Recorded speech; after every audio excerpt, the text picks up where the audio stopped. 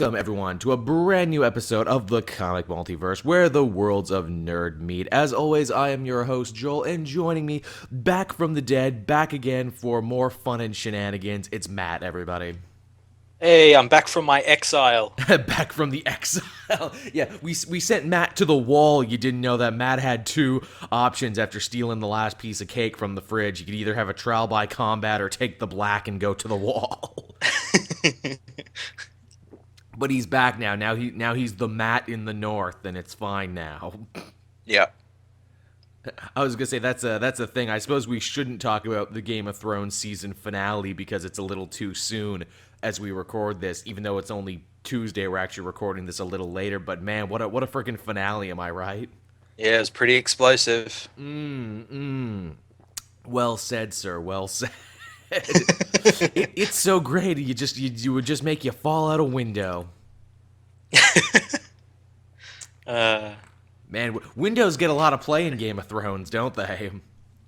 they do. There's a lot of deaths through them, on them, You know, in it's them. funny. I didn't think of the certain window scene to which we were referring, but it's actually kind of a nice callback to episode 1, isn't it? Yep, yep. It kind of And brings it's also the callback because it was like they're both sons. yeah, brings it all together. Actually, there was something I was browsing Twitter and I saw this one and I never quite considered it, but there's the moment in the second to last episode where John, during the big fight, he's crawling his way out of the bodies and he's kind of like reaching up to the sky.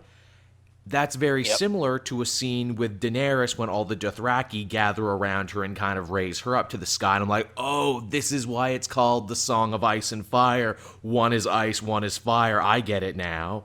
It all comes. It's like poetry. It's literally like poetry, so they rhyme. Not bullshit poetry, like actual poetry, like someone actually sat down and thought about this. But yeah, so if you didn't hear before, Matt was in exile. What were you doing out in exile, Matt? I went on like a holiday slash work sort of thing. I went down to see some friends in South Australia. I stayed with them for about a week and a bit and did some work with them and just Cool. sort of chilled and hung out. And you got stuck at the airport too, which is why people. Well, I mean, people won't notice. YouTube people won't notice this. They'll be getting this the same day, Wednesday morning, as I always do. But for patrons and Podbean people who usually get it a couple days beforehand, for you guys, you'll be getting it late. You'll be getting it the same time as everyone else. I'm gonna stay up all night and render this show once we're done. Yeah, and that was all because one of my flight was delayed because of heavy winds. Frickin' airport, man. Frickin' airport screwing you around.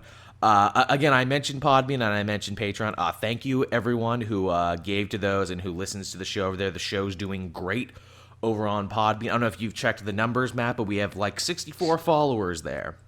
Nice. We have more followers on there than some other shows I know that have Podbean accounts. Or at least, I don't think any one of those people actually has Podbean accounts. I think they just have their RSS feed set up through it Yep. so it's constantly uploading.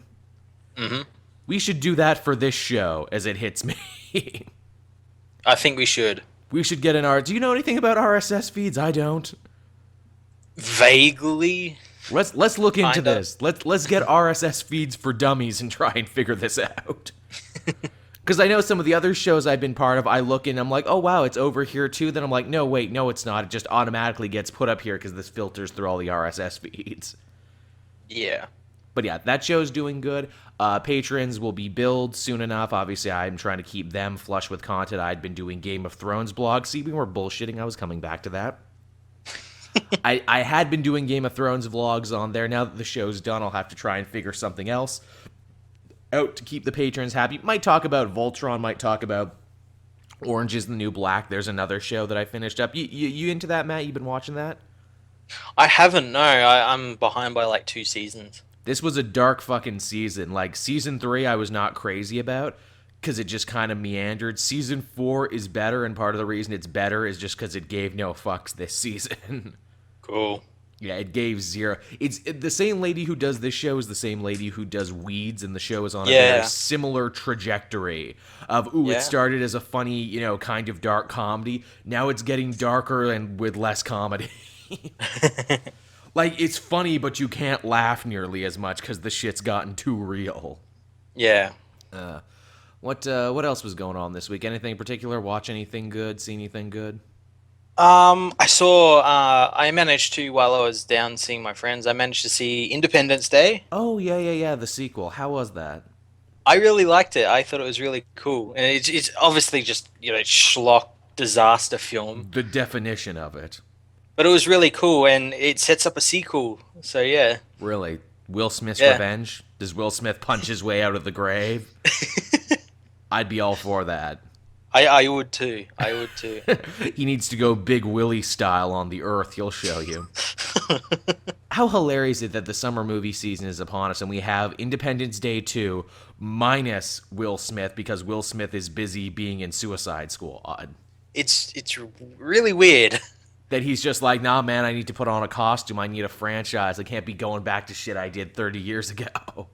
Well, that probably would have gotten him a franchise. Yeah, ain't that some shit. So, yeah, I mean, I've done all the housekeeping. We've talked about our weeks. I didn't do much, honestly. I've just Yeah. been working away on everything, this, that, and the other. It's funny, man, if it makes you feel better, because I know whenever we have a guest on, you always like to look at the numbers there. It's like, ooh, is it better or worse without me?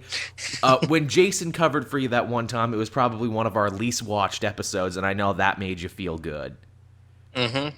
To know that the fans care about you that much. The funny thing is the last episode, well, I think it was really fun and a lot of fans liked the guests I got and everything. It probably had more thumbs down than any episode of the comic multiverse has ever gotten before. Really? Yeah, really. I know, I was surprised too.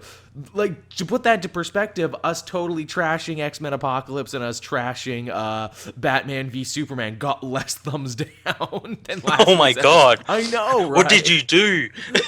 Same shit we always do. We talked about how stupid the Joker's hair was. We called it a fuckboy fade. You missed that. Also, It is a fuckboy fade. it is a fuckboy fade. You know, maybe that incensed the fuckboy community out there. But oh man, you missed something genius. I really wish you had been here for this because you would have appreciated the hell out of it. We were once again talking about Brian Michael Bendis, how Bendis don't care. Bendis do what he wants. He's the honey badger of comic writers. Mm-hmm. Our guest quite brilliantly, and I can't believe you and I never came up with them.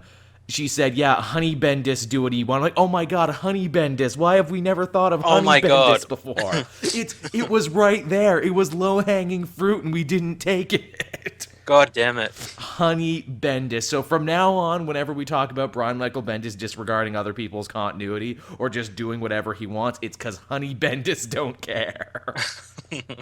Oh, long live Honey Bendis. Honey Bendis for life. And with that, everyone, the prerequisite bullshitting has been out of the way, and I guess we can get to the actual news this week. And it was kind of an interesting week. It was kind of all over the place. It was. The first big piece of news that broke earlier in the weekend was instantly shot down, which I find hilarious. As quickly as this news got picked up by everybody, it was just as quickly shot down. Yeah. Nicholas Winding Refn, who everyone will know as the director of Drive and a bunch of really interesting movies. He's been doing the tour for the last little bit, talking about his new movie. What's his new movie again? Neon Demons? The Neon Demon. Which is getting great reviews, apparently. I'm hearing great things about that. It looks really cool. I'm hearing great things about it, and then I'm also hearing people say, for the love of God, don't read any reviews, don't read anything about it, because it has a genuinely amazing twist. Awesome. Yeah, so you heard that here first, everyone, from Matt and Joel. Don't read anything about this movie, because apparently it'll blow your mind if you don't. Yeah, he was doing the tour for that, and they asked him, what do you still want to do? And he said that if given the chance, he would want to do a superhero movie, but specifically, he said he'd want to do a Batgirl movie, which is an interesting pick. It is. Now, he didn't say which Batgirl he would want to do, because obviously there's multiple, but that's an interesting choice. I know I talked about this elsewhere, and it bears repeating. How cool would it be if Refn did, like, a Cassandra Cain Batgirl movie? That'd be pretty cool. Because think about it, she doesn't really speak, the dude from Drive doesn't really speak, she does the whole language of violence thing, he does the whole language of violence thing. Yep, you could cast Ryan Gosling as her. As Batgirl, dude's a versatile fucking actor, I believe that he could play that part. He's like, look, I dyed my hair black, I've made myself look vaguely more Asian, I can be Cassandra Cain. Actually, make it a whole piece where Gosling plays all the Batgirls. He's like, look, I dyed my hair red. I'm Barbara Gordon now. Now I've dyed my hair blonde. Now I'm, what is it, Stephanie Brown. Look, I'm all the Batgirls. I'm a versatile fucking performer. But yeah, like I said, interesting idea. We all knew it wasn't going to happen. And in fact, I think everyone took a bit of perverse glee around social media and all the news sites talking about why this could never happen. Even Cameron Stewart, the guy who was writing Batgirl previously before this new DC Rebirth run, he came out and said this will never happen in a million years. No, it won't. Unless it's like profitable or something. Yeah. No. I mean, shit. The DC cinematic universe as it is right now can barely get Batman and Superman right. They are a long, long way away from making movies about supporting characters and sidekicks, even though I would argue those could probably be done really well, especially if they did them for a reasonable budget. If they're like, hey, here's $40,000 Deadpool money, go make a really cool street-level Batgirl movie. Yeah, it could be done really well, but I don't see them doing it. No, because it's got to be a huge hit. Everything's got to cost a lot of money to make a lot of money, don't you know? Yep. Oh, that's how it works, you know. This is how it works. You got to do a lot of money to do. And I don't even think Nicholas Winding Refn's vision of what a Batgirl movie should be would be able to mesh with this current Snyderverse that they're doing. Well, I think like if he did it the way he does his movies, like Only God Forgives, Drive, and Neon Demon. I think he kind of like shocks Snyder, and Snyder will go, "That's even hardcore for me." Yeah, this is what actual hardcoreness is all about. This is what actual fucked upness is. Yeah, for real. I just like his name too, Nicholas Winding Refn. It's like the dude. Name. It's like the dude who plays Jaime Lannister on Game of Thrones. What's his name? Like Castor Waldo something or other. Yeah, Nikolai Castor-Waldo. Man, 3 names. I hope I get to the point where I'm so big and famous I can have 3 names. That's the fame we all want. 3-name fame. Ooh, that rhymes. 3-name fame. No one take that name. That's the name of my new my new boy band. 3-name fame. They're all gonna have the same names. Speaking of pop stars and fame, I actually saw that Andy Samberg movie Pop Star the other night. Oh yeah, what's that like? It's pretty funny. Yeah, it's pretty funny. Would have been funnier if it came out 3 years ago, because it's clear they wrote the script 3 years ago and the movie was only now getting made. Oh, really? There's a whole big song number called Fuck Me Like the American Military Fucked Osama Bin Laden, and it's like, ooh, you wrote this one, that was new, didn't you? Yeah. I mean, it's still very funny, and now it has the added benefit of being like, what? Really? On top of it. It's even weirder because on the season finale of SNL for this year, because it lined up with the release of the new movie, Andy Samberg came back and sang that song as part of like a digital short sketch, and it's like, what? What are they trying to say? What's the joke here? Then I watched the movie and I'm like, oh, that's a song his character sings. Okay, that was weird. Okay. Yeah. But yeah, it's a funny movie. It's all those Lonely Island guys in there and a bunch of SNL people. Bill Hader is probably my favorite. He plays a guitar tech. He's always good. He is great. He's probably one of the most underrated comedic performers working today. He plays a guitar tech following around the band, but they're a pop act, so they never use guitars for anything. So he's just carrying around a bunch of guitars for no reason. Yeah, that's from there you can basically tell that's what the kind of movie it is. It's also like shot in like a documentary style, like they're riffing on that Justin Bieber documentary is what they're riffing. Oh yeah, because I saw someone like who saw it say it's filmed sort of similar to how they did Spinal Tap. Oh, it's just where he's like where everyone is like acting as like they're an actual band pop thing, and yeah, they have actual pop stars in the movie like Usher and Mariah Carey and Questlove and everything. Ringo Starr even shows up for a minute. And I'm like, Ringo Starr, you are a lad. You will just show up for everything, won't you? Good on. He needs the paycheck. He needs the paycheck. He needs to buy some wine is what he needs to do. Look, I won't answer fan mail anymore, but I need this pop star money for some wine. Could use it. So from the world of live-action movies to the world of animation, we got some more artwork this week for that Justice League action series that will be coming up. Yeah, it looks kind of interesting. I still don't like that animation style. It looks pretty ugly. Yeah, it's so weird. Batman looks to be about 12. Green Arrow looks basically like a Fisher-Price toy. They all look like Fisher-Price toys, honestly. Or maybe we'll see a Fisher Price line Oh, come Jesus out. Christ. Probably. What's distressing about that show is that I want to like it because it has all my favorite voice actors in it, and yet at the same time, it looks like it looks like poo garbage, basically. Yeah, yeah. It looks like the poo garbage, and it's going to be 11 minutes because that's the way the winds are blowing in cartoons these days. Apparently, no one has an attention span for anything now, and with 11 minutes, you can cram more back to back, and you can get more commercials in. Yep. Yeah, pretty much. What's the interesting thing about this is that the roster that they showed, Space Cabbie looks to be a character in this too, a weird ass character from DC lore. It's like they just threw a dart at a board. It's like, who's going to be in it? Space Cabbie. Why not? So I mean, that's Justice League action. As we get more news on that, Matt and I will be sure to talk about that. Another piece of animation news this week. Hey Matt, you hear about that Young Justice? Yeah, kinda. Seems like every couple months we hear a little something about Young Justice season 3, don't we? Yeah, yeah. It's either being on Netflix or Amazon or something. A good chunk of it is wishful thinking, which is why I don't talk about every little rumor. Because if we did, there'd be one every week, and they'd all be disappointing, wouldn't they? Yeah, yeah. But apparently, Greg Wiseman has been making the YouTube show rounds as he is wont to do. Hmm. And on one of these shows, they asked him the burning question, that is, what's the status of Young Justice Season 3? And he actually gave something of a positive answer for the first time ever, and that is he said DC and Netflix are indeed talking to each other at the moment. Of that, he can confirm. The big problem is, and the big stumbling block for Young Justice Season 3 is obviously the show was funded by a toy company for a line of toys that ended up bombing in rather crappy fashion, which is ridiculous because it's funny now that the show is canceled and it's this big cult hit. Like if you go on eBay and stuff, those toys are selling for a ridiculous amount of money. I can imagine. Dude, an Artemis like $100 on eBay. What? Yeah, because she's an original character for the show. And like Fucking hell. the Batman Robin like twofer pack, that one's like 80 something. Wow. I know, right? Isn't that ridiculous? Doesn't that make you mad on some level where it's like it's your own It damn does. fault that you didn't market this show and now what little merchandise is left over is a collector's item? Fuck off. Yeah.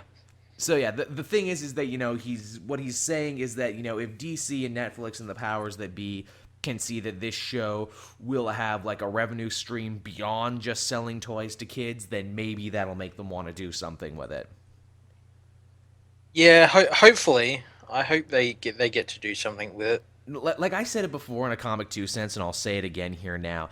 I worry about Young Justice Season 3 coming back now so much time later, because it's like it won't be the same show you liked, guys. All the people who worked on it, all the people who made it special, they're elsewhere now.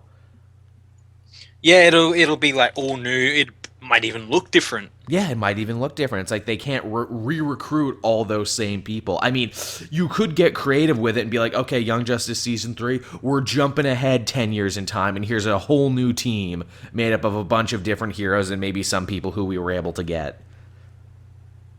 Yeah, you could do that, but I don't know what they do with it. I don't know what they would do with it either. Now, apparently, because Greg Wiseman is Greg Wiseman, he had written out like a decade's worth of storylines for that show. Of course he did. Because that's what he does. Like, oh yeah, he has a whole timeline going all the way up to like Legion of Superheroes. Oh my god. I know, right? I'm like, wow. You put a lot of time and effort, and the saddest part is he probably puts that much time and effort into all of his shows, and they all end up getting canceled after 2 seasons. Yeah, same with his like comics as well. I know. Oh, is Starface and Nightmask not doing good? I don't know. I'm mainly talking about Kanan in the last Padawan that ended. Oh yeah. Well, I think that was supposed to be a mini. I don't know because it seemed like it was written as to be like a companion to Star Wars Rebels. Like Yeah, you can yeah. go check out the adventures of Kanan in this. Especially in the last season when there was so much crossover between the two. Yeah. When it's Yeah. like, hey, here's a pilot you met, like a Mandalorian pilot that you meet in the show. How did he meet Kanan originally? Go read the comic, and they tell you that Yeah. story. Exactly that. Yeah. And that shit was cool. Yeah. So I mean, that's your Young Justice news update. Of course, we'll keep you posted on that as things develop. Now, here's a story I was not thinking you and I would talk about, Matt, but Mark Millar and Ramita are supposedly launching a brand new Kick-Ass series. Yeah, and this time it's a girl kick-ass. It's an African American Kick-Ass. It's literally going to be called Kick-Ass the New Girl. Mm-hmm. Which makes me wonder what Millar is doing with this, because it seems like he left Kick-Ass in a pretty good place, and for him to come back and be doing this now, where it's like, I'm tripping all over my tongue here. What was the spur of the moment thing to make you do this? Is it just because he's a guy who, for the most part, doesn't go back to the same well? No, no. Maybe there's a new movie in the works. I mean, that would be the thing, wouldn't it? I know I've said it once and I'll say it again. I actually like Millar's the movies Millar's work is based on more than I like his comics. Yeah, they're pretty good, especially like Kingsman. Kingsman Yeah. was amazing. All of his work with Vaughn is good. I think those two kind of complete each other and balance each other out in a meaningful way. Yeah, I just hope that like both of them are still working on. Apparently they're making like a Superior movie and what was that other movie? A Oh, Nemesis movie. A sequel to Kingsman 2 is also in the work, Yeah, that's being shot at the moment. Yeah. which should be awesome. Millar doesn't strike me as the sort of person to kind of like ride bandwagons, and I'm sure if he's making Kick-Ass, who's like a young African American girl, it's because he has something in particular he wants to say and soapbox about this. Yep. And that Yep. actually kind of scares the shit out of me. given as he's gotten older, he's gotten a little bit more radical and a little bit more Frank Miller-y as time goes on. Especially like, I don't know if you follow him on Twitter, but man, was he shooting off about that whole Brexit thing. Really, I do follow him on Twitter, but I haven't seen a lot of his tweets lately. Oh man, was he getting colorful about that? Apparently he was very much for it. And he was not shy about letting you know how for it he was. It's funny, when I look at Mark Millar, Frank Miller, and Garth Ennis, you really do start to see like the sliding scales of creators where it's like, they started here in their career, and this is what they believed, and this is what they infused their work with. And this is them now, and how, they've grown up and matured and changed, and this is what they think now type thing. Yeah. That's how I feel about that. Yep. So yeah, Kick-Ass could be good, could be bad. Apparently, there's also going to be like a new Hit Girl series too to complement God. this. Yeah, I know, right? He's going back to that well pretty hard. It's even funnier because if you remember when they asked like Chloe Grace Moretz, where it's like, well, are we going to see a Kick-Ass 3? And she's like, nah, too much piracy of the other ones. Which was her answer, and I'm like, okay, that was frank and to the point. Chloe Grace Moretz, all right. Whatever you say. Now, I think I talked about this last week, but you didn't get a chance to weigh in on this. Bryan Cranston is going to be doing Zordon for the next for the Power Rangers movie. That's so fucking weird. But at the same time, not, because he used to work on Power Rangers. Absolutely. In fact, someone tweeted this to me, and they're absolutely right. This officially makes Bryan Cranston the only actor from the original series to be brought into this movie. Yeah. Oh, wow. How fucking weird is Well, that? that we know of so far. Yeah, I mean, they'd be silly to not get like a Jason David Frank cameo in there at some point. Well, he's probably campaigning about it on Facebook since that's all he does. Oh, I'm sure. Man, you know what they need to do? Jason David Frank needs to own the juice bar in this new one. In fact, they need to make him wear a fat suit and he needs to be Ernie. Like, look, you can be in the movie, but you gotta do this. Oh, yo, does Ernie know Kung Fu in this movie? Because I can do Kung Fu. We love Jason David Frank, but he's also easy to make fun of at the same time. He is. He's also one of those guys who got really into Jesus when his career started fading. Yeah. Apparently, Matt, all I need to do to find God is, really let my life go to hell or possibly go to jail. People who go to jail, they find Jesus all the time. Who knew he was there all along? He's just hanging out there, smoking. Just hanging out in the prison. In the corner. Shooting hoops. Jesus shoots mean hoops, man. Never challenge Jesus to a game of horse. He'll take you down every time. I always love that joke where it's like, man, been looking for Jesus my whole life. Who knew he was in jail? Or the other one where it's like, man, I've been looking for God my whole life. Who knew he was in my pocket? Because in the American money, it says, in God we trust on the money. Which, man, what does that tell you? But yeah, Zordon, Bryan Cranston. I wonder if Zordon is just going to be like a CGI type thing. Like, I mean, that's pretty much how the wind blows in blockbusters. I would really love it if they just scanned Bryan Cranston's head and Zordon was just a big Bryan Cranston head in a jar. That'd be great. And he like looks like Walter White. Yes, please. Damn it, Rangers, I am the one who knocks. Jason, Tommy, it's time to cook. But it's just so weird because like there goes his chance to like sort of come, or not really, but I guess it does as well. But like he's not going to be in like a Marvel movie or a DC movie. Like he was perfect for fucking Lex Luthor, but That would have had been to cool. go hire fucking big Love and Light. Because we had to be different. God damn it! That's Don't get me started. I know. I was gonna say that's too funny. You should mention that, Matt, because this week the Batman v Superman Ultimate Digital Cut was released. Oh, you don't have to remind me. Released via iTunes and everything else. Now tell the good people what you mean when you say that to hype that shit up. Well, it includes just to sort of like set the scene. It includes a scene of Perry White, owner of the Daily Planet, bullying Clark Kent for being a nerd and wearing glasses. Damn it, you nerd! Fucking nerd! I hate you, nerd! He calls him a nerd. I'm like, holy shit! This is the same guy who, in a comic that week, was calling Clark the son he never had. Oh yes. Oh god. Yep, man. I think it's so amazing. Like you almost got to go through Zack Snyder's movies like an archaeologist, like a criminal profiler, trying to figure out something. I think through Perry, he's saying something. I think so. Nerds, these fucking nerds ruining my superheroes and my comic book movies. These fucking nerds. Zack Snyder said while lifting weights. No. Also, that was another thing that was made official. That J.K. Simmons picture of him lifting weights. Yes, that is indeed for him as Jim Gordon. Really? I saw something that said it wasn't. Well, maybe we're hearing two conflicting sources, but today I heard that's official, that's actually what that's for. I heard that it was because the last couple of years he's been playing roles where he had to get like really fat and then really small, really fat, and he's just said, "Fuck it, I'm gonna like get in the best shape I've ever been in for the rest of my life." Well, I guess we'll figure that out when the Batman movie or Justice League or whatever he's in next comes. If Gordon is jacked, he's just wearing that trench coat and nothing like, else. Shorts. He's like, look, damn it, I worked out, so you're gonna see this. Him and Batman do that CrossFit like they do in Batman. Oh my god, yes, please. Bruce is like, Commissioner Gordon, you're really big and muscly. Would you like to join me in the CrossFit room?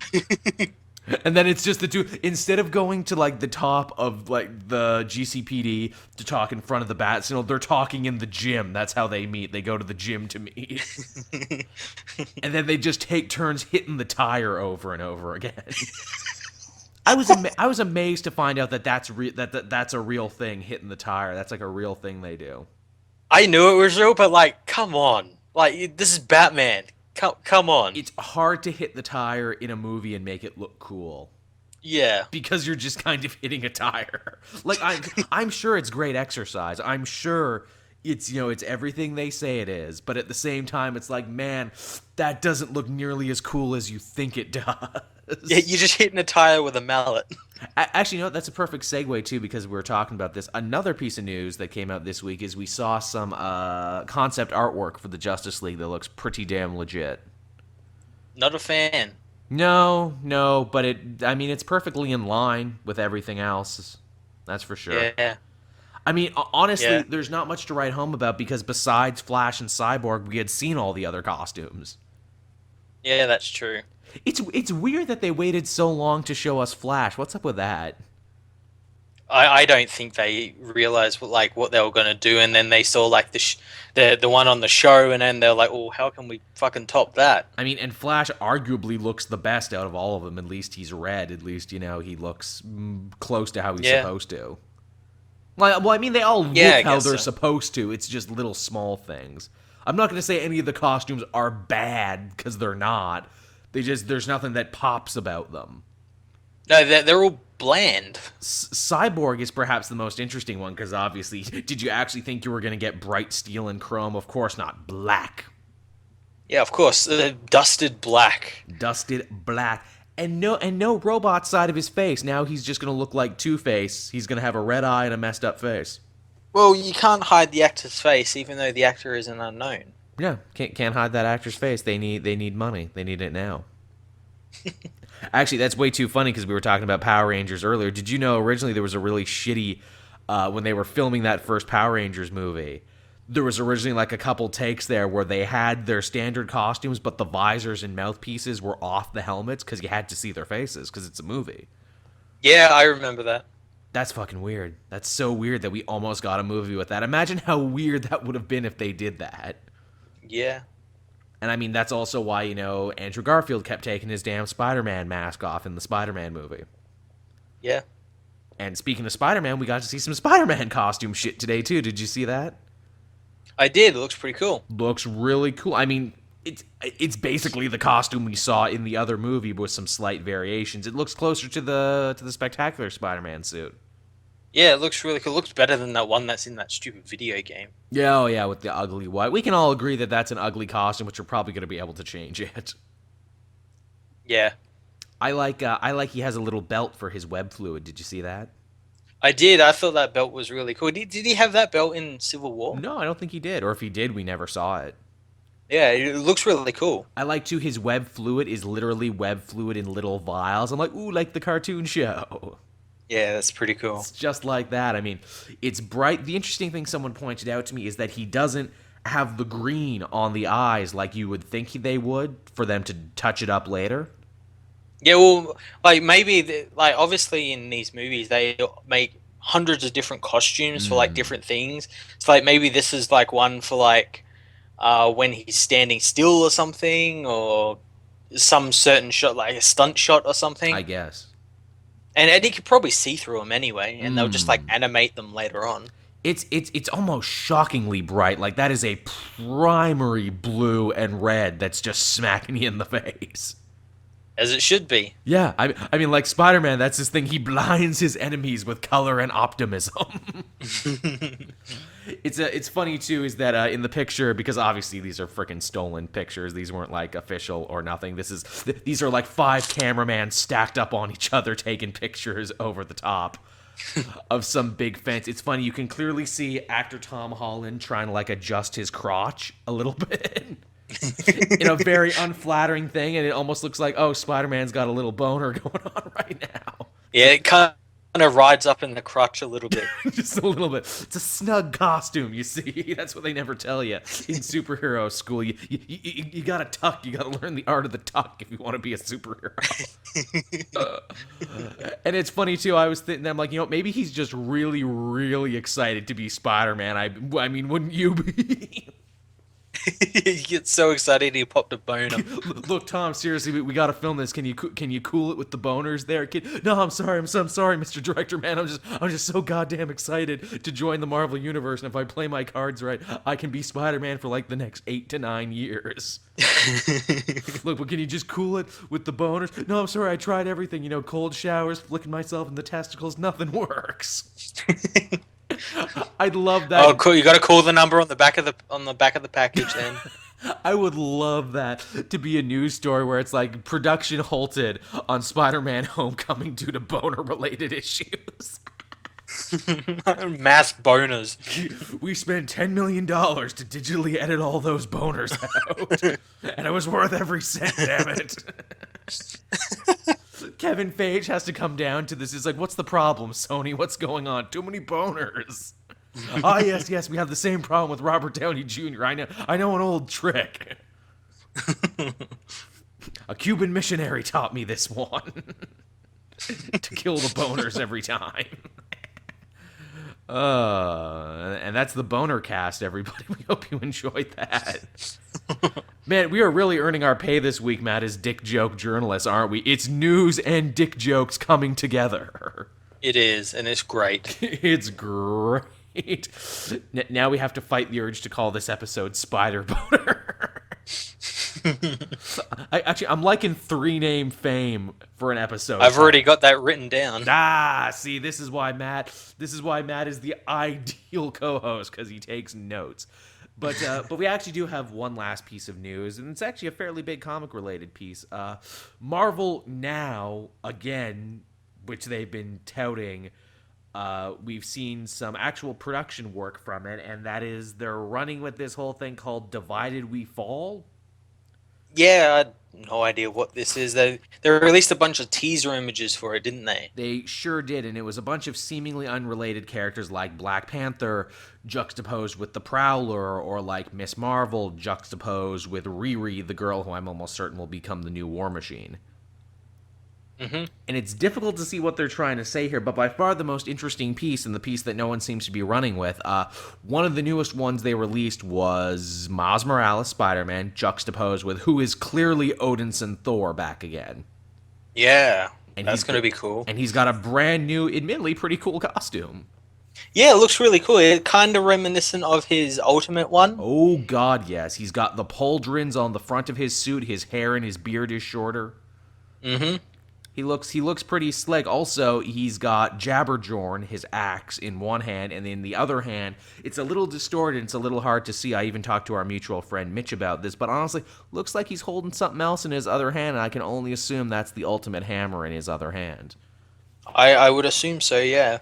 So that means that new Thor, or well, old Thor, technically Odinson, when he comes back, he's going to be dual wielding now. He's a two-weapon fighter. He's got one in each hand. He got the dual wield skill. He got the best perks. He picked the best ones when he leveled up.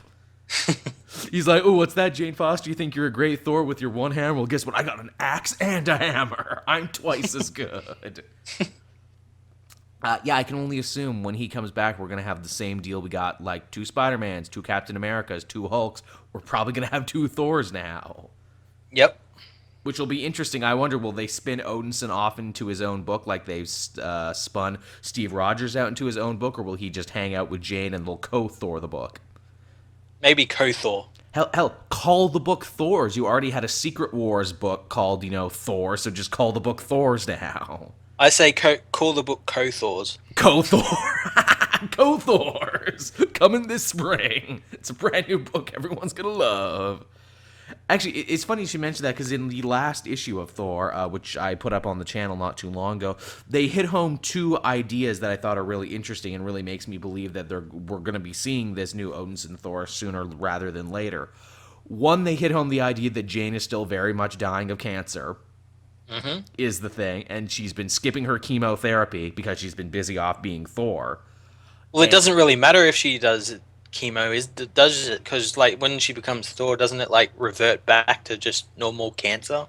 Well, that's the thing. The turning into Thor undoes all the good that her chemo is doing, because it flushes her system of all the chemo drugs. The issue would be is that if she wants to live, she would have to live as Thor 24/7. So one way or another, Jane Foster is going to die, whether that's a metaphorical death, wherein she just doesn't turn back into Jane Foster anymore, or in a literal death, and that is where Jane dies of cancer. Yeah. And I mean, I think for prolonging, I mean, I don't know if it was you, Matt, but if it was me, I'd be like, fuck it, Norse God 24/7. Yep. Not going back now. But that's the cool thing about the Thor book, is they make a point of Jason Aaron saying, no, Jane Foster's life is important too. And in fact, it's even more important now because she's the one representing Earth in like the councils of Midgard and like the Council of Earth. So she's like the one fighting for us right now. Mm-hmm. Which makes it really interesting. But yeah, they hit that idea home. They hit home the idea that Roz Solomon, that's like the eco agent who Jason Aaron introduced when the whole mystery of Thor, of the Lady Thor, was brought up. She is actually leading the S.H.I.E.L.D. task force to find Odinson Thor, and apparently she's making some progress now. Oh, okay. Yeah, which means we probably will see him sooner rather than later. But beyond that, what do you think Divided We Fall could even mean? Because it seems to imply fighting, and all I can think is, like, are we really going to be doing more fighting so soon after Civil War II? Well, in Ultimate Comics, there was a story arc called United We Stand, Divided We Fall. I can't remember what it was about. No, but you're right. I remember that story. Yeah. Shit. So maybe it's like the 616 version of that? Interesting. Is Cap going to become president? Oh, geez, that would be funny if he did. Dude, seems like fucking everyone's running for president right now. That Loki book is most definitely in canon, so Loki's running for president, and they even mention that in the new Thor book. Well, if Cap got if like Steve Rogers got president now, it'd be effectively like what would happen if Trump got president, Oh, but since they're both Hydra and everything. So. Well, that's hilarious because like Red Skull is back now, and his deal is that he's reworked Hydra. It's like, oh no, we're not a terrorist agency anymore. We're a grassroots political movement, a la Make America Great Again. It's like Make America Hydra again. And I'm like, Jesus Christ. And also, too, if you remember in Civil War 2, the president not Obama, because he's shown in shadows the whole time, but he's clearly supposed to be Obama, he wanted Rhodey to run for president, remember? Because he said it's only a matter of time until one of you capes eventually becomes president. Yep. Which, shit, with all that foreshadowing, I guess maybe that is where we're going with this at some point. Mm-hmm.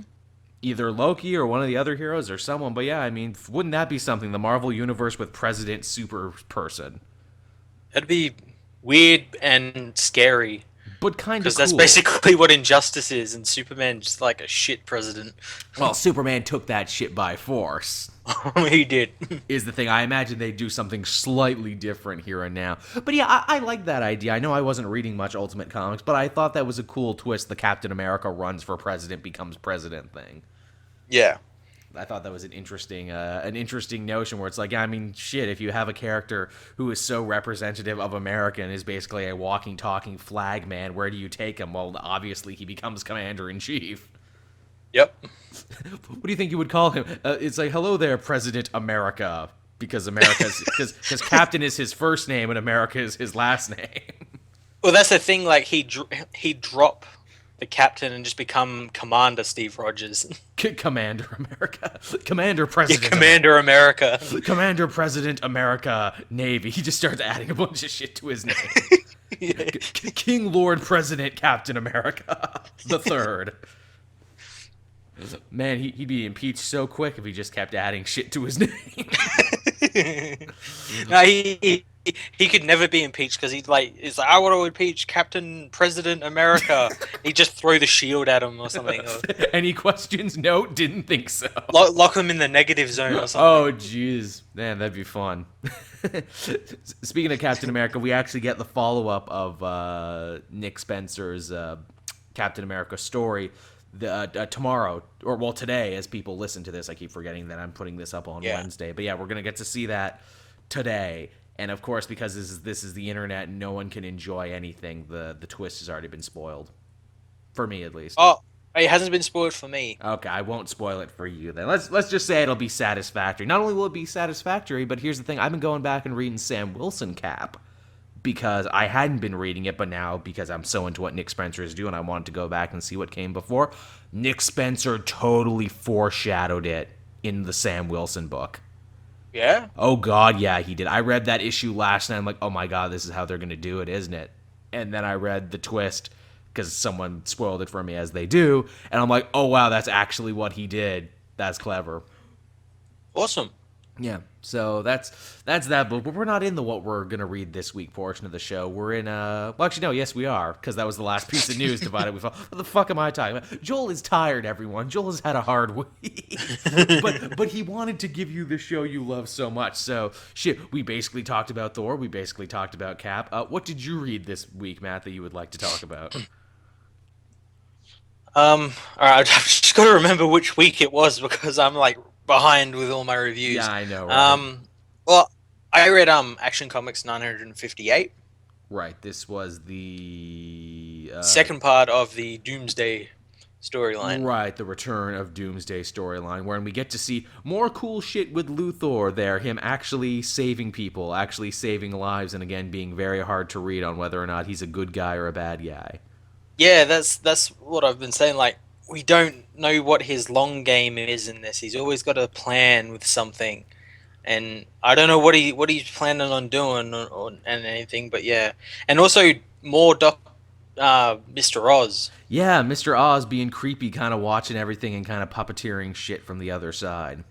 Yeah, I have no idea who this character is, eh? Nope, I think he's brand new. I think we're gonna have to figure out where he's going with that shit. Yeah, well, I was talking with some people last night about it, and I think like because he knows so much about this uh, Clark and this Superman, I'm thinking maybe he's someone related to him that got through with them, like from their Interesting. universe. So maybe he's their Luthor. Ooh, wouldn't that be some shit? He takes off the hood and ha ha ha, it was me all along, Or, Luthor. or that, well, that's the thing. Like, there's a picture of him. I think it might have just been like the way he was colored because he was in front of the screens, but his eyes were green, and I know Luthor's eyes are green. Hmm. So there's obviously not much to go on because like anyone's eyes can be green. My eyes are green. Am I Lex Oh, Luthor and I didn't yes, know it? yes. Oh shit. What a twist. Didn't see that coming. Actually, that would actually be a really brilliant twist because, this is supposedly a more good Luthor, a Luthor who has seen the error of his ways and wants to try and be a hero, even if he's something of a more self-obsessed hero. Wouldn't it be something to see this Luthor come face to face with the much more evil version of himself, the version that he was in the old previous continuity? That would be pretty cool. It'd kind of be like looking into a dark mirror, like I am everything you could become in the worst way possible. That would be pretty cool, especially. And actually, now that I think of it, it actually makes so much sense because before Flashpoint, Luthor actually found out who Superman was. That's right, he did. And because he became that fucking god and whatnot, and god of the universe or whatnot. Right, but he couldn't use his powers to hurt anybody. No, So yeah, Luthor's like, and fuck this noise. What's the point of being God if I can't hurt people? yeah, so maybe, They would explain a lot, wouldn't it? yeah. Right now, Jeff Johns is either like crying because we figured it out, or laughing maniacally because we're not even close. Yeah, ha ha ha ha. Man, the Superman books and the Superman family of books is just so great right now in so many places they could take, and I'm super excited for it. It was cool. I really like this issue as well because Dan Jurgens did like a classic Superman panel with him saving a train, Loved a it. runaway train. So that amazing. This was a big Lex Luthor week in general because Lex Luthor had the last traditional issue of Justice League before that gets rebirthed. Yeah, that was a really cool issue. This was like a tie-in to Action Comics. I wish I had read this one first though. I think I would have appreciated Yeah. that one if I had read it first. This is the story of him coming back from Apocalypse at the end of Darkseid War and taking up the cape. That cape he's been running around with is the cape that belonged to New 52 Superman. Yep. And yeah, he takes it from the Daily Planet, and yeah, Which he buys, which the comic kind of like glosses over them, like, hey, why did Perry sell him the paper so easily? yeah. Perry wouldn't do that. That seems incredibly against his character. In fact, there's been multiple stories where Perry's like, you can have my paper, Luthor, when you suck it out of my dick. And Luthor's like, not this time, but next time. Once I construct this kryptonite-powered dick-sucking machine, Perry, I will return.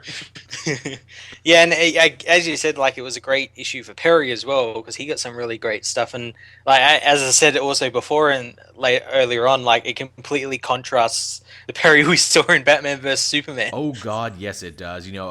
Perry who loved Clark like a son, especially in this universe because his parents were all dead at this point. And he wanted to keep the cape as a symbol, not just for the hero he was, but the man and the journalist he knew. He wanted to inspire everyone who worked at the Daily Planet. It was a beautiful bit. It was, and then no, you're a fucking nerd. Get the sports, Ken. Get them sports, boy. You get in there and you get them sports. Man, would it be something if, Perry, if he had like a split personality and he kept going back and forth, like, you didn't know him like I did, Luthor. I loved him and respected him like a son, the fucking nerd. He didn't do them sports. I put his dumb cape up here for everyone to be inspired. What a dumb idiot he was. I miss him so much. That's a new character we gotta push. Mixed messages, Perry. He just slams doors and it's like, you're doing a great job. It's like, is Perry okay? I don't know. Good job, Badger. What I really liked about this Justice League issue too, just to get back on point there for a second, it answered probably one of the most annoying hanging questions from Darkseid War, and that is, what the hell happened to Luthor's sister? Because she shoots him in issue 1, then we never see her again. Yeah, she just like disappeared. Apparently, she got into a coma. Apparently, when she touched the mother box, it caused her to freak the fuck out and go into a coma. Yeah, so she's just been bedridden for the last however many issues. What a comic booky answer where it's like, why coma? That's why. Yeah, I don't think they really knew what to do with her. Just coma. Just comb it up all around. It is kind of cool though that she's the reason Luthor came back to Earth. He's like, look, I was king on Apocalypse. I could have done whatever the hell I wanted. I could have conquered Earth. I could have conquered multiple Earths, but I didn't want to because when my sister wakes up, I want her to see me as the hero she always thought I was. Yeah. That's a nice touch, and that's the bit that makes me actually believe that Luthor is serious about being a hero, even though there's like a 60-40 chance that I'm wrong, and he's like, no, this was all part of a longer con. Yeah, yeah. That was good stuff. But what else did you have this week, Matt? Just looking through my list here. Oh, I had Detective Comics issue 935. Yeah, I had that too. Man, this is getting to be a really fun series. It is, and again, like it feels like the old 900 issue comics. Like it just something about it. I don't know what it is. It's like putting on a warm glove, isn't it? Yeah, it's really cool. We get to see more of this team that Batman and Batwoman have assembled. They get their own danger room, which is fueled by Clayface. That's such a I was so ready to rip on this. I'm like, that's dumb. Batman having a danger room that's like, oh, but it's made with Clayface stuff. And I'm like, oh, okay, well that's clever. Yeah, I really like this issue for like what they've done with Clayface, and I hope like he keeps like as a hero, like stays as a hero, and maybe joins another team or something because It's he's clear pretty cool. they have plans for him. I like the fact that like when I broke into the comic, I'm like, who the fuck is this guy in the background? Then I'm like, oh, that's Basil Karlo. Oh, they built him a device that lets him stay human for longer than a few minutes. Holy shit. Yeah. When I originally saw him, I'm like, who the hell is this guy? Did I miss something or what? And it's kind of genius too, because it's like, well, if Basil Karlo can keep shape as a human, then he's got no reason to commit crimes or anything, because that's all he ever wanted. Yeah. Geez, Batman, why don't you do this for more of your villains? Just give them medical devices that keep them from being evil. Well, the thing is that I've never seen Clayface as a villain. I've just seen him as like just this guy who got this terrible, muddied up DNA thing happened to him, and people just like sort of freak out when they see him because he's like this big monster. And like in that first issue, like how he went to go see one of his old movies and everyone just like freaked out, called the cops and Is true. everything. Yeah, he's kind of misunderstood. Much like Mr. Freeze, he's a tragic character, but even more so than Mr. Freeze, like Clayface can't go anywhere without technically committing a crime. Yeah. Which in a way, it kind of makes him very much like Frankenstein in a way. And it's funny because what was Basil Karlo before he became Clayface? He was a monster movie actor. I mean, how Basil Karlo is a reference to Boris Karloff, for Christ's sake. So it's interesting. Yeah, I almost mispronounced his name to that during my review. It's hard not to. It's like, yeah, and then Boris Karloff. Oh shit, he is Boris Karloff. That's what he's meant to be, which makes you think, goddamn, how old a character is he that he's a reference to goddamn Boris Karloff? But yeah, that's a super cool issue. I like the Colony as villains. I like the idea for them, this weird bat militia.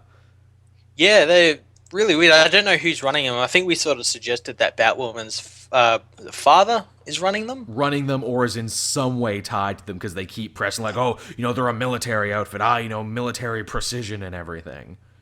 Yeah. So either that or someone he knows is running them. Yeah. Also, don't you love the fact that they're driving frickin' tumblers from the Dark Knight series? Yeah, and they wrecked Batman's cool new Batmobile. I know. He's had that for like what? Like 2 to 3 issues tops? Yeah, he's had that for like an issue tops, and they wreck the awesome new Batman the Animated Series looking Batmobile. Yeah. What fuckers. You know what is another thing I love about that book? I love the art in that one. They do an amazing job with the whole snow at nighttime thing. Yeah, it looks really cool. That gives Joel a big old art boner. Joel loves snow at night scenes. If you want Joel to love your comic instantly, just make sure all the scenes are at night in the snow. Like, hell, even, Force Awakens? I'm like, dude, but did you see that snow at night fight scene they did? How great was that? I don't know why that's a button of mine. I don't know why I love that so much, but I do. No, a book I read this week that maybe you didn't get a chance to, but it's that new Paul Dini book, Dark Knight: A True Batman Story. I didn't know. You gotta read this. This is easily front runner for best comic of the year for me. Oh wow, really? Oh yes, this is if for those of you who don't know, this is an autobiographical comic. This is Paul Dini talking about one of the worst instances in his life when he was mugged in L.A. and almost murdered, like left for dead, essentially. Oh wow. Yeah, it's that serious, and it's kind of like his road to recovery, and his psyche is personified by different Batman characters. And what's cool about it is that, if you're a fan of Batman the Animated Series, he definitely couches it in a place in time. Like this all happened to him while he was writing Batman Mask of the Phantasm. Oh wow. And you get to see a bunch of the different characters, some of who don't get named, but obviously, this guy's Radomski, this guy's Bruce Timm, this guy's Alan Burnett. Dwayne McDuffie shows up in this in a really interesting bit for like a panel. Cool. Because it's like when he's going over his attack and everything, and he's all beaten up, and he's coming to the office, and he's telling everyone the story, because that's the thing. When something bad happens, you got to tell everyone in your work, and you're just telling the same story all day. Eventually, when it gets to Dwayne McDuffie, you know what Dwayne McDuffie asks him? What? The guys who beat you up, were they black? Which is pretty fucking heavy from Dwayne McDuffie. Obviously, if you've read any of his work, it all dealt around, the inner city and crime and all the other stuff. I mean, this is the guy who was one of the minds behind Milestone. So it's quite a thing to have to answer that to a guy like him. And they make a point of showing that Dwayne McDuffie in real life, that dude was like 8 foot tall and like 250 pounds. That guy was a giant, but like the sweetest guy ever. Man, this was a good week for Dwayne McDuffie across the board, because like damage control was back in the comics too, and people forget Dwayne McDuffie invented damage control. Yeah, yeah. But yeah, it's a great book. It's super super like eye opening. Like Paul Dini bears his entire soul for everyone. Like he tells you stuff in this story that you never even knew about him. And I thought that I was a Paul Dini expert because I listened to all his interviews, I read all his stuff. He talks about how he'd been seeing psychiatrists since he was a little kid, which makes you think no wonder he wrote that Arkham Asylum dialogue so good. Mm-hmm. He talked about all of his terrible luck with women and all the awful, superficial LA relationships he was in. And I'm like, Jesus Christ, this is fucking heavy. Yeah. He really hits home what good friends he was with Arlene Sorkin. Sorkin, of course, for those of you who don't know, was the basis of Harley Quinn, perhaps Paul Dini's most endearing creation. And she was the woman who did the voice for the character originally. Yep. Yeah, it's like, this is good. Like, for those of you who haven't seen it, I say check it out. It's a true like work of art, and it's released under the Vertigo imprint, not the DC imprint. So this is the first time like Batman, the Joker, Two-Face, and all these DC characters have been seen in like a Vertigo book. Wow, that's pretty cool. Yeah, man, it's cool. It's really really cool. It's easily the front runner for me for comic of the year. Cool. It's going to be hard to beat. What else did you have? Had Wonder Woman issue 1. Oh yes, I read that one too. It's pretty cool. It was cool. Or maybe you're noticing this thing. It was definitely true for Wonder Woman and Aquaman this week, and that is for the first issue, they like in the first little bit, without having a recap page, they basically get you up to speed on everything that's happened. Yeah, yeah. They pretty much tell you the whole story. What was cool about this Wonder Woman book is that they seem to be building up the supporting cast. Steve Trevor is back, who's gone full-on American Sniper since last we saw him. Yep, he's got a beard, and he's fighting in the middle of... What was the country he was fighting in? I think it was Africa or something. Yeah, Rwanda or something. Or Yes, something like that. Some bad, war-torn area, USA, wherever. It was a bad place with warlords, but, it was one of those. What's funny about that is I'm like, man, are they going to explain how Steve Trevor fell so far from being, like, the Justice League liaison to the government to now being a boots-on-the-ground grunt? What the hell happened to him? Did he make a pass at his commanding officer or something? The hell did they bust him down so hard? Did they just realize he sucked and they're like, you know what, Steve Trevor, get out of here. Yeah, he ain't shit. Yeah, you ain't shit, son. You ain't no shit at all. Or is this one of those things that Wonder Woman, because her entire life has changed, is it because of that the people around her have changed too? Yeah, maybe. Now, I don't know if you appreciated this as much as I did, but Etta Candy was also a character in this. Yeah, she was like overseeing Steve. She seems to be his boss now, even though before when we saw Etta Candy and like those Forever Evil times, Steve was her boss. So his friends are getting promoted above him now. Now, what was interesting about that is that the last time we saw Etta Candy, she was skinny, even though she was fat in the old 52. So much like Amanda Waller, they let Etta Candy be fat again. Yeah.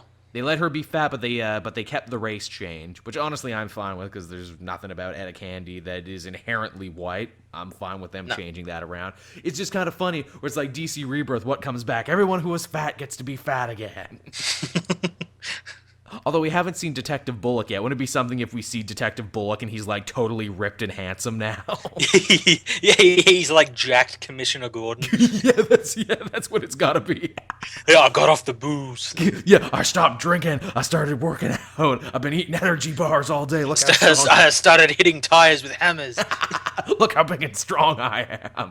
This is Harvey Bullock 2.0. Well, I know in like the Earth 1 books, wasn't it, Harvey Bullock was like an actor doing like a show on cops, but the longer he stayed with Gordon, the shittier he got until like Volume 2. He was the shitty Harvey Bullock we all knew. Yeah. And when I say shitty, I mean that as a term of endearment. I love how shitty Harvey Bullock is. He's just drunk and smelly and slovenly. He's the best. Sometimes in comics, when you're trying to describe stuff you like, it sounds like you don't like them, but you actually do. Bullock is one of those instances. I love what a disgusting piece of shit Harvey Bullock is. He's my favorite. He's the best. What else did you have going on there? Because I imagine we're at the point now where we're reading a lot of the same books. Yeah.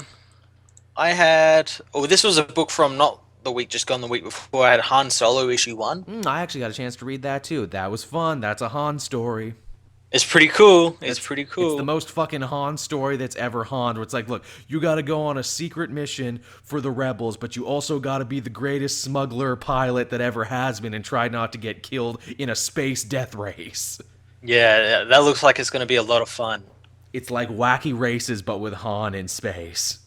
This is what it needs to be. That's what Wacky Raceland should have been. Just Han Solo racing across a tundra. I actually checked out the first issue of that Wacky Raceland. Did I tell you about that? I think you did, yeah. Great redesigns, but not fun to read. Yeah.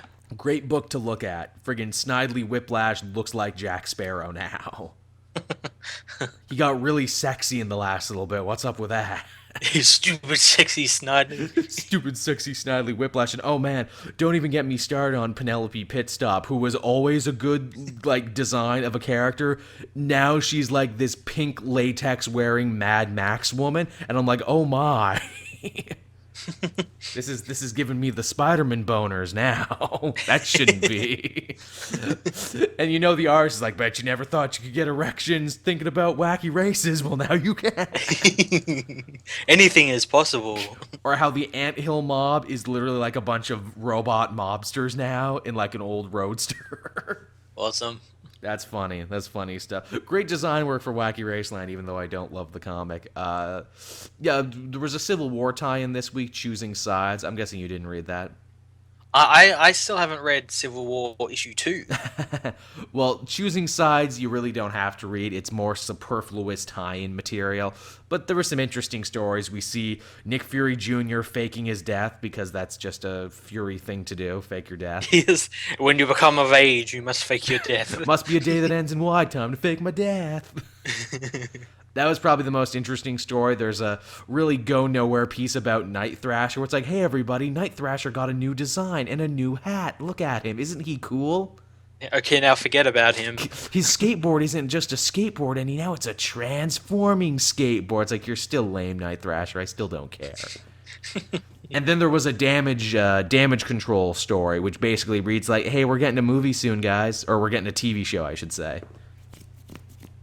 So be sure to know about us and our TV show that's coming soon. But yeah, that was Choosing Sides. The irony being no one in that book actually chose any sides in the Civil War. So it's a lie too. So it's just catch up with these guys issue. Civil War choosing nothing issue 1. Civil War 2, we don't know, number 1. Civil War 2, please give us money, number one. But what else did you have going on? I read Flash issue Flash? one. I also read Flash. It's pretty cool. I liked it. I thought it was cool. It definitely continues to be an awesome jumping on point. Although it did irk me in one particular way that comics like this irk me. So they go back to the night that, like, the Flash was created, that Barry Allen got dosed by lightning. And he's like, hey, here's my best friend I never told you about, Detective August Hart, who was always here. Hello, Detective August Hart. Yeah, he was just outside of camera frame. Will you be important later, Detective August Hart? I wonder if Detective August Hart will be important later. I think Detective August Hart will be important.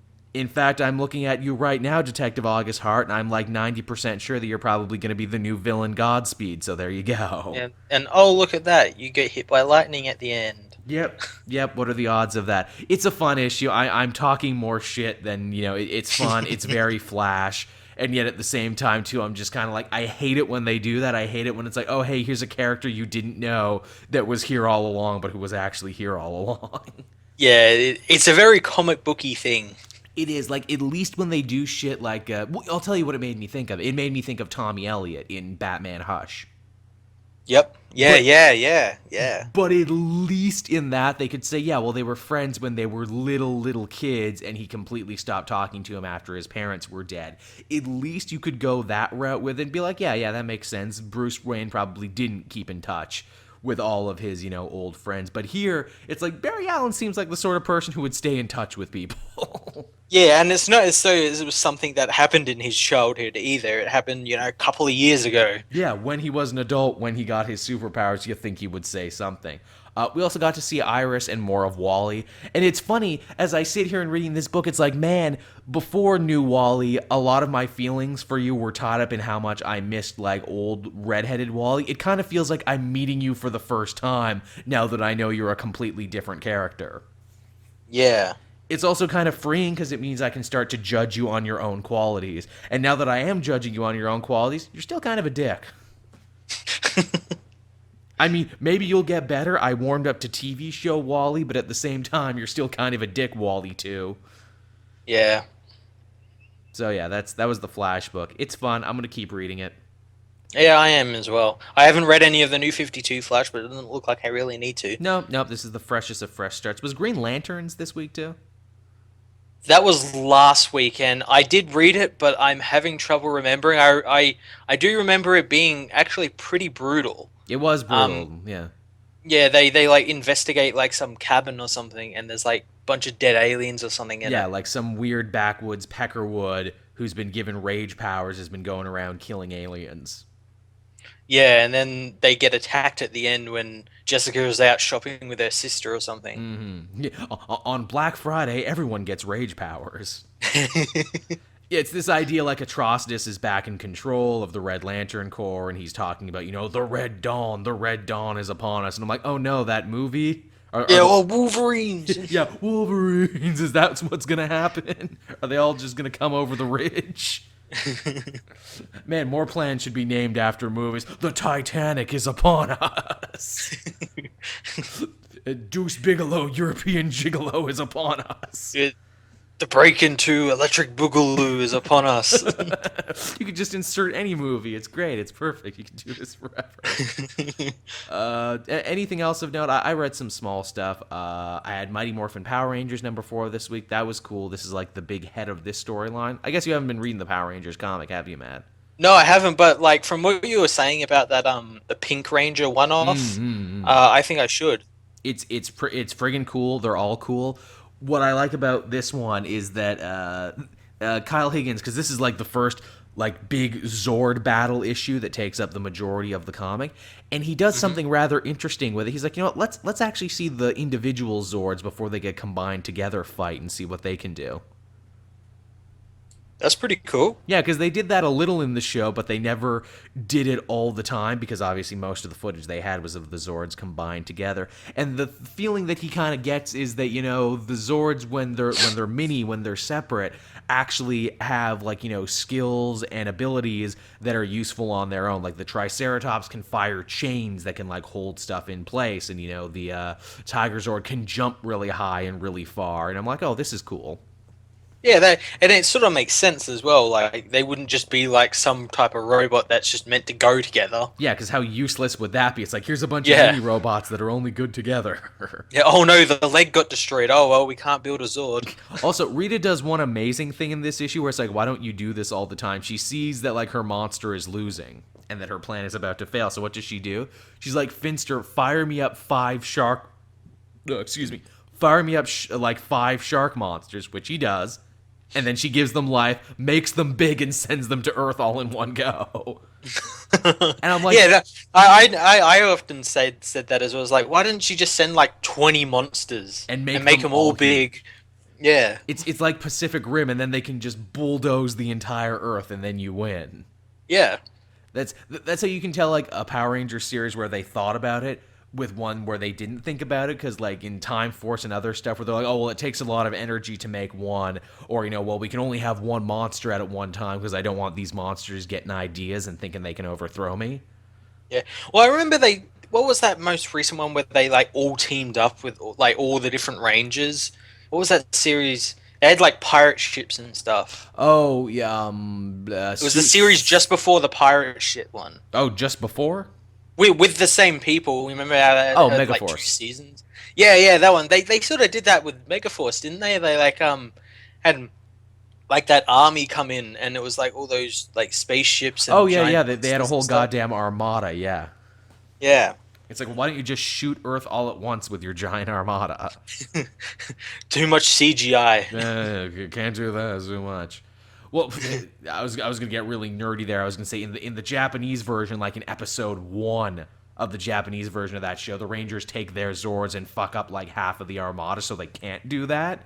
Meanwhile, in like the actual show, Megaforce, they like wait a long time to like the final episode or like near the final episode so they can use that piece of footage. Yeah, Isn't that weird? it is weird, and I don't know why they did it like that, but whatever. Yeah, whatever. Still was awesome. I wasn't watching at that time. Some other cool stuff that happened this week. Ooh, Miss Marvel #8. That was a tie-in to Civil War. Yeah. What was cool about this is that Carol Danvers, Captain Marvel, basically summons Kamala and says, hey, look, all this Ulysses future scene stuff's pretty cool, right? Here's the thing, though. I'm too busy dealing with big, important Alpha Flight stuff to deal with it, so here's an entire legal team. How about you go back down to Earth and, like, arrest street criminals using this future vision and see how that works out for you? So does this take place before that Spider-Man issue? Because that's what they were doing in the Spider-Man issue, weren't they? It's hard to tell. Ulysses doesn't show up in this. She's getting information from Ulysses, but Ulysses doesn't actually show up. Oh, okay. So he's off doing other stuff. This is literally like a nitty-gritty, let's test the legality of arresting people before they actually commit crimes. And Kamala, interestingly enough, being a Pakistani American, has quite a different take on it than Carol Danvers does. And Kamala basically says, hey, arresting people for crimes that they're thinking about they're just thinking about doing, this feels a lot like profiling to me, and I should know about profiling. And Carol's like, don't think about it that way. I have a fancy space station. Isn't my space station fancy? Yeah, yeah. We're the ultimates. Yeah, and then by the end, Kamala has to come face to face with what Iron Man was saying, and that is, oh, sure, it's easy to arrest, bad guys and supervillains for crimes they didn't commit because, they have a history of recidivism and whatever. But what happens when it's one of your friends who they see the vision of? And that's what happens here. Kamala gets told that her school is going to get exploded by somebody, and she tracks down the culprit, and it turns out to not only be someone she knows, but someone she knows from like her science club team. Oh, okay. And he's not a bad guy. He's a bad scientist, which leads her to believe, oh, well, maybe he blew it all up by accident is the thing, because he's kind of a dumbass. And then it's like, well, what do you do then even? Do you stop someone from an accident they might make? Yeah, that's actually pretty cool. Yeah, it gives you a lot of ideas to think about. And G. Willow Wilson's even smart enough, too, because the beginning of this book is actually juxtaposed with, like, a flashback to, like, an actual civil war that Kamala's, like, ancestors, like her grandparents or great-grandparents were involved in. Oh, okay. And she's trying to serve this idea where it's like, wars like this have been going on forever and will continue to go on forever for all these reasons. Cool. Yeah, it's a very smart little tie-in issue. I hope the rest of them can be this smart. Cool, cool. Oh, Um, what did I have? I had Injustice. I had a couple of issues of Injustice, and we were talking about the Flash earlier, and like this is like his arc now. oh, is it now? And yeah, yeah, because like he shows up when Batman is going to kill Superman and sort of stops the whole thing, and he's sort of he's like the sort of neutral, but he's on Superman's side, but he's starting to sort of see like that Superman's kind of gone over the edge and everything, so he's sort of trying to be the middleman, and because of it, Superman sends King Shark and I don't know who the other guy was. He was like made of metal. I'm not sure who. I think it was just miscellaneous guy, number 5 or something. Could have been Robot Man from the Doom Patrol. I don't think it was Robot Man. Damn it was it. a villain. It was a villain. It's never Robot Man. They send both of them after Iris and like Flash's family and everything. Oh, it was and, probably like, Girder. If it was Flash he was dealing with, then it was probably Girder. Yeah, it might have been Gerda. I can't remember. But yeah, he sends them after Iris and all his family and everything to like round them up and send them to jail for what Flash did. Oh wow! And Flash accidentally kills King Shark, and yeah, Oops. it's pretty cool. Yeah, sounds. And on top of all this, Batman has been asking Flash to go back in time and stop all of this from happening. Wow, man, he must be desperate at that point. He is, and admittedly, he hasn't had a chance to actually talk to Flash for a while. No, I suppose not. So like he's managed to finally get him, and it was actually a really cool moment because it was like it wasn't Batman talking, it was Bruce talking, sort of saying, "Hey, go back in time and stop all this terrible shit from happening." Please, pretty please, with sugar on top, I'll be your best friend. And Flash is considering it. Yeah, I mean, obviously we know that's not what happened, but it is an interesting avenue to take. Yeah. A book I didn't review, and I didn't mean to review, but I had a long car trip this week, so I picked it up and read it anyway. The Totally Awesome Hulk tie into Civil War, which is actually an entire backup story focusing on Bruce Banner after he lost his Hulk powers. Oh, okay. So like, what happened? Okay, so, well, we had seen it earlier on in the Totally Awesome Hulk, and it's confirmed here.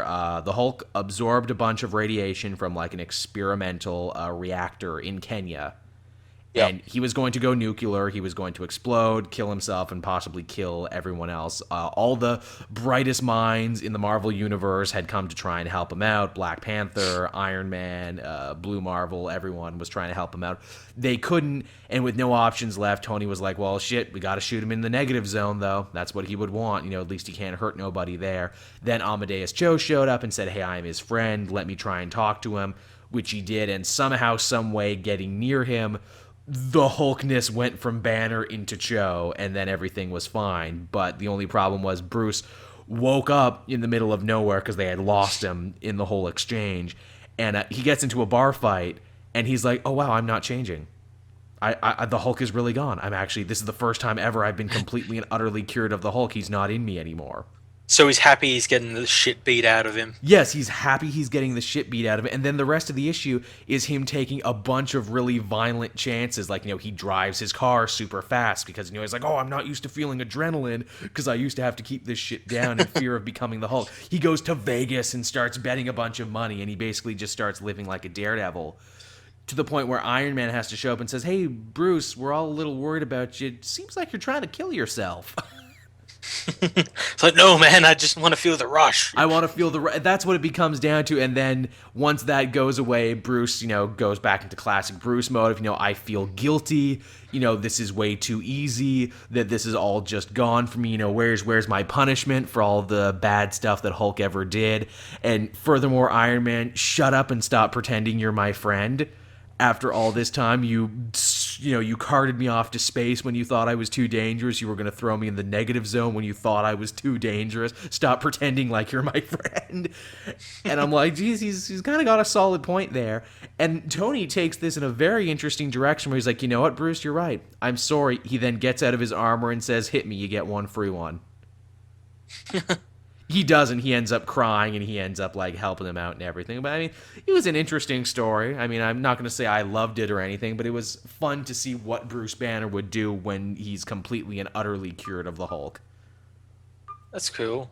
Although, how cured of the Hulk for how long he's going to be, we're not sure, because we've seen the solicitations for Civil War 3, and it looks like the Banner Hulk is back, so what the fuck do I know?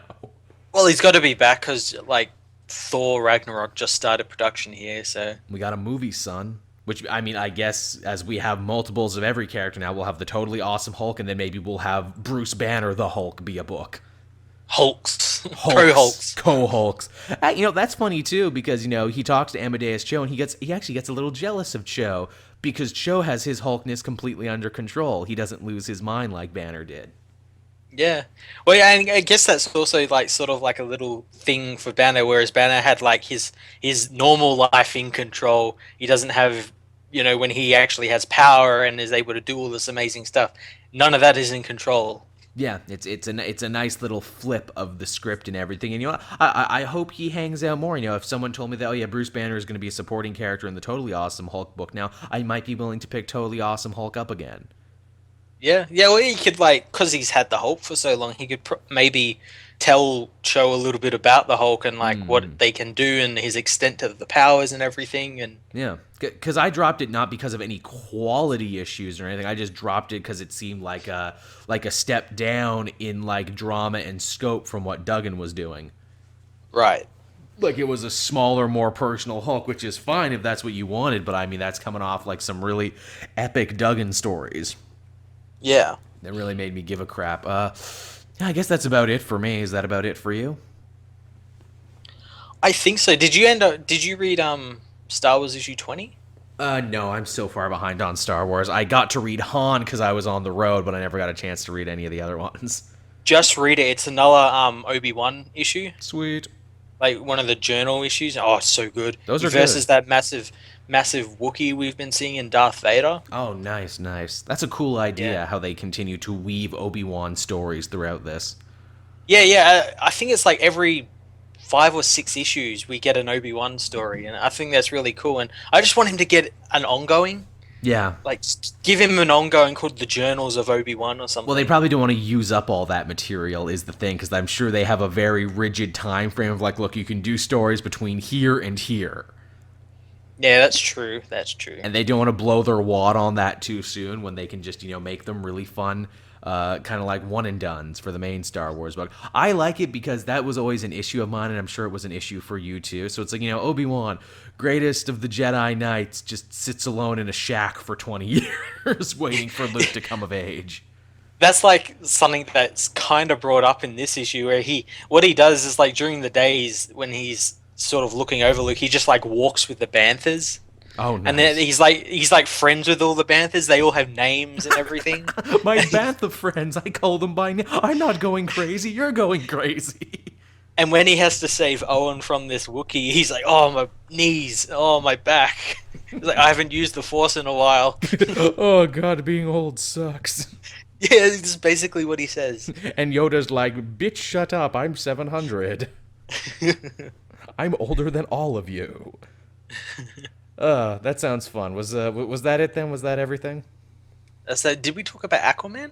Aquaman? No, we didn't talk about Aquaman. Aquaman was fun, but much like Wonder Woman, there's not a hell of a lot to go on. It was good, but it was ultimately thin. This was yet another getting you up to speed issue. It was, and just like it's like here's Black Manta back again, and he's stabbing people and blowing stuff up. Stabbing the shit out of everyone. I do admit I like what Black Manta's plan is, because it's very simple, and it's something I don't think anyone's really tried before. And he's like, no, I'm going to out you to the press, Aquaman. I'm going to tell everyone that you killed my father. Yeah. It's I kind of expect it from like Dan Abnett, especially after like Hercules and everything. Yeah. You killed my father. I'm going to reveal this to the world, which I'm pretty sure most other people don't know. Like, I think he told Mara at one point, but I'm sure the Justice League doesn't know. I'm sure everyone else doesn't know that he killed a dude, that he killed the wrong dude even. Yeah, yeah. So that's gonna be pretty interesting. And trying to open an embassy and everything, that'll fuck up some shit for him. Yeah. If that ever gets out, that's actually like a Yep. real personal thing. And I'm sure Aquaman has to deal with the idea, should I just, am I going to let Black Mantle lord this over me forever? Or should I come clean to the world and, see what happens?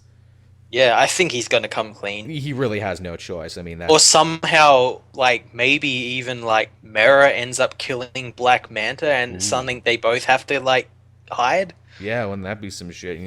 Give him some secrets. Yeah. Wonder too, because Black Manta's the villain now. I wonder how long it's going to be before we see Jackson Hyde, who is of course Black Manta's son and an Aqualad, and also like basically the in-universe version of Calderon Aqualad. Yeah.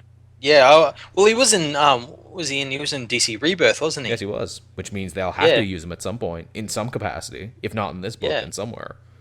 Yeah. He'll be coming up somewhere, I imagine. It would be interesting. Wouldn't that be some shit? You're right. If Black Manta dies, Jackson Hyde shows and it's like, you killed my father and you killed my grandfather. Yeah. You Yeah. you killed my dad. I didn't even know, Aquaman. What the fuck? And Aquaman's like, I will raise you, Jackson Hyde. Come live under the waves with me. There's nothing weird about it. Mara will be your hot stepmom. It's fine. It's fine. Well, actually, no, that would be a cool story about responsibility too, where he's like, "Look, I'm going to make it up to this family. I'm actually going to raise Jackson Hyde as if he were my own son." Yeah. I could see that. That'd actually be really cool. That's a And hell of a then maybe late, little later on, he finds out that like Black Manta and all that was killed by Aquaman, and he's kind of goes against him and everything. that'd be a hell of a story, and it would fit with the whole King Arthur type vibe that they have going on. Because in the Middle Ages, you could just do that. You could just adopt the children of people you killed. I've seen Game of Thrones. It's very easy. You will be my ward. I will take you to Waterfeld, and it's fine. Waterfell. It's like Winterfell, but under the water. And with that, I guess we can talk about the comics everyone can expect today from you and me.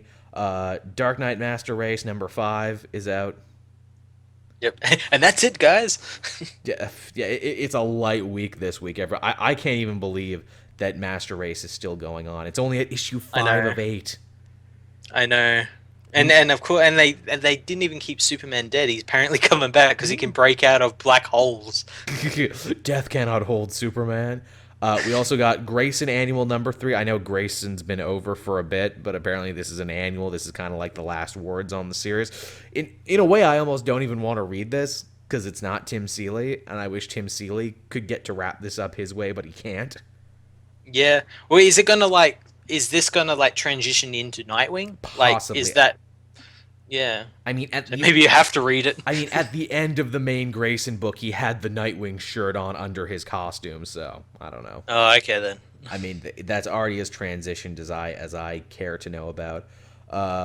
Titans Annual. Who the fuck's reading that? I know I'm not. Yep. Waiting for the new one. I don't give a shit. I don't give a shit. I don't give a fuck. I might give a shit, but I don't give a fuck.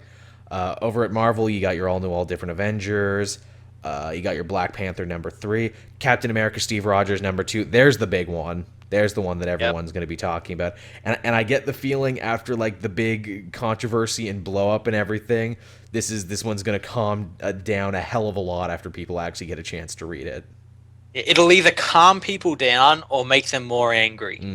It'll Either way, there's going to be some guy on Twitter tomorrow morning complaining about how Trump is responsible or something. Man, I wish. That would be interesting. Actually, I wish this book kept its whole controversy thing going a little longer because I think my Captain America Steve Rogers review is one of the most popular single issues I've ever talked about. Man, I wish they could make him a Hydra sympathizer every week.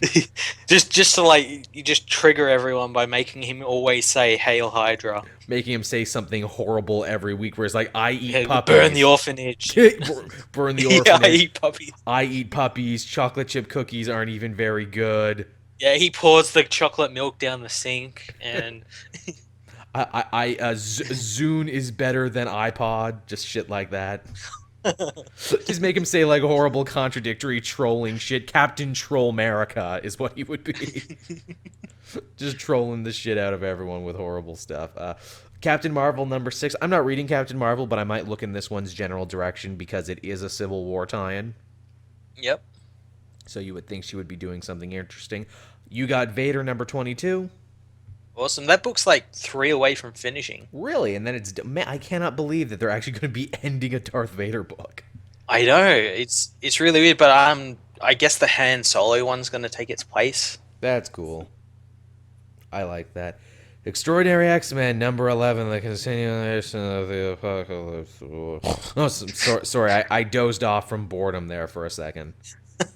Thinking about that book. You know what the saddest thing is? I got a bunch of X-Men shirts this week because I didn't own any X-Men shirts and I wanted to wear something in my little video inserts for X-Men. Man. Yeah. So I just got these shirts and X-Men. That's the thing.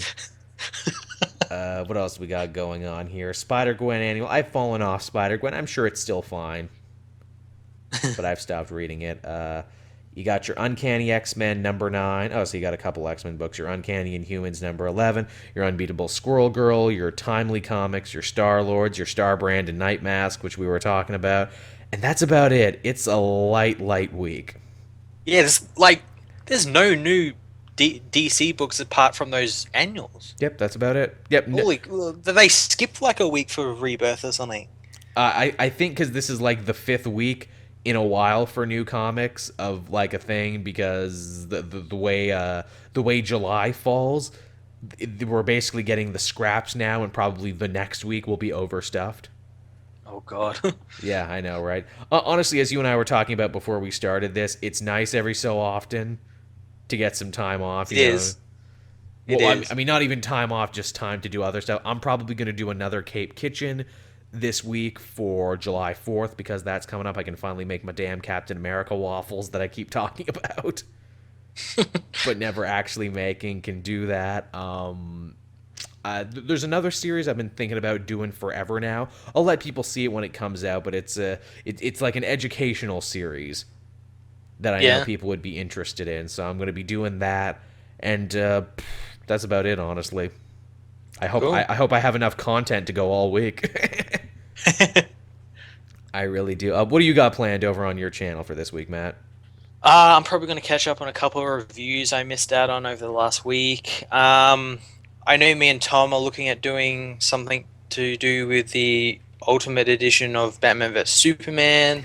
Which is funny because we said we were going to do one, and then I'm like, oh man, can I force Matt to go through that twice? I don't mind it. I'll have enough rage for two. For two, man. I got enough. Got enough rage in the tank. Got enough piss and vinegar. Because I know people have been asking us forever, hey, Joel and Matt, are we going to get, like comic multiverse commentaries? And I'm like, yeah, probably. And we figured it was only right to do this one first. Yep. Get it out of the way. Get it out of the way. The thing is that we might need to pick some time for it. And again, if we got time off during the week, might just do it for the hell of it and just put it up. So, I mean, don't be surprised if that just shows. I'm not promising, but don't be surprised if Joel is hard up for content, maybe like a Sunday or Monday, that shit just shows up. Yeah. Yeah. So I guess with that, man, from doing the show late to talking for like an hour and 35 minutes. Yeah, makes up for last week for me not being there. Yeah, it's a good strong show, nice and meaty, lots of stuff going on. As always, as I wind the show down, I want to thank you all for listening. If you haven't already, be sure to like, subscribe, favorite. Be sure to check Matt out over at Fortress of Solitude. Be sure to help him out there. Thank you to all the patrons who made this show possible. Usually you would get to hear this show first if we did it on time. I promise that will go back next week. Yeah. When I'm not playing the catch-up game like I am.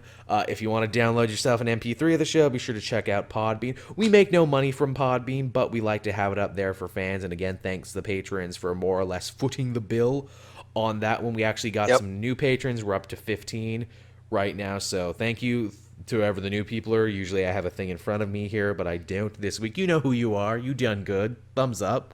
Good on you. Good on you, Mike. And I guess from me and Matt, that'll do it for another episode of the Comic Multiverse. Yeah, thanks for joining us. Yeah, bye-bye.